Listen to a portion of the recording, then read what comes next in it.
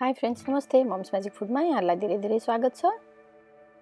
यदि हजुरहरूले हाम्रो च्यानललाई सब्सक्राइब गर्नुभएको छैन भने प्लिज सब्सक्राइब गरिदिनु होला र नयाँ नयाँ रेसिपीको नोटिफिकेसन पाउनको लागि यो बेल आइकनलाई पनि प्रेस गरिदिनु होला। आज मैले हजुरहरूलाई आलु र कुरिलोको मिठो तरिकाले झोल तरकारी बनाएर देखाउन जाँदैछु।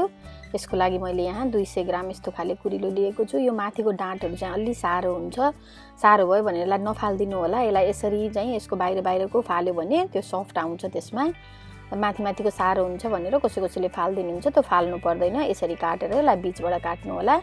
हामीले सबैलाई यसै गर्दै यसको साह्रो भाग फालेर त्यो सफ्ट राखेर यसरी बीचबाट काट्दैछौँ। अलि मसिनो कुरिलो छ भने तपाईले बीचबाट नकाट्दा पनि हुन्छ। अलि मोटोलाई चाहिँ बीचबाट काट्नु भयो भने तरकारी एकदम स्वादिलो बन्छ। हाम्रो यो कुरिलो सबै राम्रोसँग काटेर तयार भयो। यहाँ मैले 3टा जति सानो आलु पनि लिएको छु र मैले अब प्यान बसाले। यो प्यानमा मैले 2 ठुलो चम्चा तेल राखेँ। त्यसपछि मैले यहाँ 1 सानो चम्चा जिराको दाना पनि राखेँ। मैले यहाँ 2टा जति खुर्सानी राखेको छु। बच्चालाई पकाउँदै हुनुहुन्छ भने खुर्सानी नराख्नु होला। र यहाँ मैले एउटा मिडियम साइजको प्याजलाई काटेर यसलाई यहाँ भुट्न जाँदैछु। हामीले प्याजलाई यसरी भुटेर रातो बनाउने र प्याज यतिको रातो भइसकेपछि मैले यहाँ 1 ठुलो चम्चा थिचेर राखेको अदुवा र लसुनको पेस्ट पनि राखेँ। तपाईले मसिनो पेस्ट बनाएको राखे पनि हुन्छ। मैले पनि अलि थिचेर राखेकोले बनाउँदाखेरि तरकारीको एकदम स्वाद मिठो हुन्छ, त्यही भएर मैले थिचेर राखेँ। र यो अदुवा लसुन अलिअलि भुटिसकेपछि मैले यहाँ नुन राखेँ स्वाद अनुसार। यहाँ मैले आधा सानो चम्चा बेसार पाउडर पनि राखेँ र मैले यसलाई यहाँ भुट्न जाँदैछु। हाम्रो मसलालाई हामीले मिडियम आगोमा बनाएर एकछिन भुटौँ र यतिको भुटिसकेपछि मैले यहाँ अघि काटेको आलु राखेँ। 3टा जति सानो साइजको आलु लिएको थिएँ मैले र अघि हामीले यसरी काटेर राखेको कुरिलोलाई पनि यहाँ राखिदिएँ र हामीले अब यसलाई एकछिन राम्रोसँग भुट्न जाँदैछौँ। यसलाई सानो आगो बनाएर ढक्कन लगाउँदै बीचमा चलाउँदै एकछिन भुटौँ यसलाई।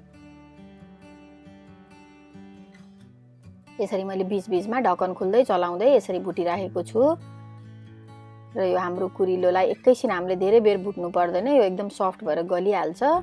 मैले यहाँ लगभग 3-4 मिनट जति मिडियम आगो या मिडियम लो आगोमा यसरी बीचमा चलाउँदै यसलाई भुटेको छु।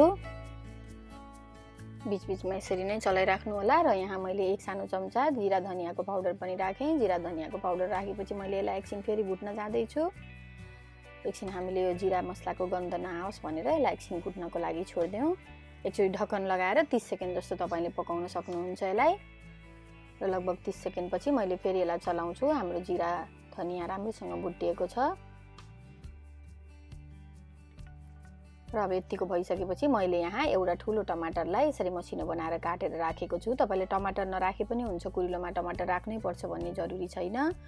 र मैले यसरी ढक्कन लगाएर यसलाई ढाकेँ। यो टमाटर पनि गल्यो र अब हामीले यसलाई एकैछिन चलाउँ र यतिको चलाइसकेपछि मैले यहाँ लगभग 1 कप जति पानी राखेको छु। तपाईले पानी आफ्नो इच्छा अनुसार राख्नु होला। यसको झोलै खाँदा पनि एकदमै मिठो हुन्छ। कुरिलोको झोल पनि कसैले त अझ प्रेसर कुकरमा पनि 1 सिटी लगाएर पकाउनुहुन्छ। प्रेसर कुकरमा पकाउनु भयो भने पनि मिठो हुन्छ यो।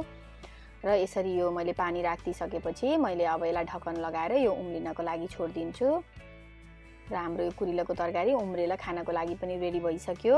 तपाईले पनि यसरी नै बनाउनु होला। मैले अलिकति हरियो धनिया पनि राखेँ। यसरी नै बनाएर आफ्नो फ्यामिलीहरुसँग शेयर गर्नु होला। हाम्रो च्यानललाई यसरी नै माया गरिदिनु होला। Thank you for watching.